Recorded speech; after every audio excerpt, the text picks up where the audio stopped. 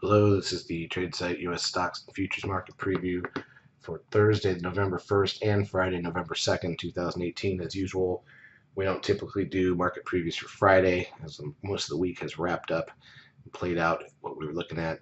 This will probably be no exception. We are now done with October, so the statements are printed. It is Halloween, just wrapped up. So we got Thursday and Friday to start out November.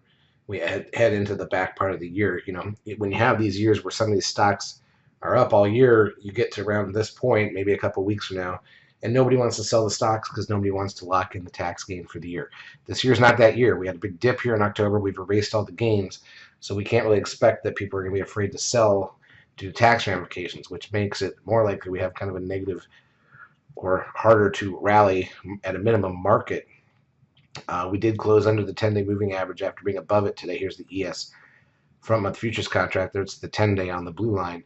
Looked like we were going to close at highs until about 40 minutes out, and then we slipped and closed under that moving average. So we're still in the decline here, and you got to be very aware of that. But when this is not a setup for a big year-end rally, tax-based rally, or anything like that.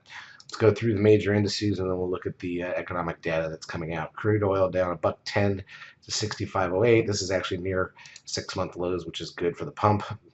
Gold up down $7.70. S&P cash index gains 29.11, but most of that was the gap, as you can see, and you'll see it better in the intraday action. NASDAQ 100 up 156.98. It was much higher. SOX up 14.73. Remember, everything gapped up first this morning. Biotech's up 15.1. That's still near the lows of the year. The Russell 2000 was only up 4 points. Closed also under that 10-day moving average. The VIX loses $2.12, but still in the 20s. Trend closes at 0.96. That leaves the 10-day at 1.12. NASDAQ volume 2.8 billion shares, which is decent, strong. Advanced decline ratio of the NASDAQ only plus 669. That's not very huge market breadth for a big rally like this. On the New York, plus 632. Google gains $41.07. Apple up 556, still hanging near the highs. Netflix up 15.97. You got Amazon up 67.59. Tesla up $7.42. TLT, the 20-year bond ETF, down 58 cents. Notice that 13 buy signal back there about a month ago that it bounced off of. That's been the low. Goldman Sachs up $6.09. Doesn't really put it anywhere important. Facebook saving itself from new lows, up 557. All right, so here's 5-minute charts. Again, you can see the gap up. This is the ES. We rallied for the first hour after the gap. 13 sell signal. That was the top for most of the day. And we stuck against that risk line, and then in the last 40 minutes or so rolled over. Closed basically near the lows of the day, certainly back where we opened. NASDAQ side closed a little bit stronger, but again, there's a 13 sell signal over lunch there.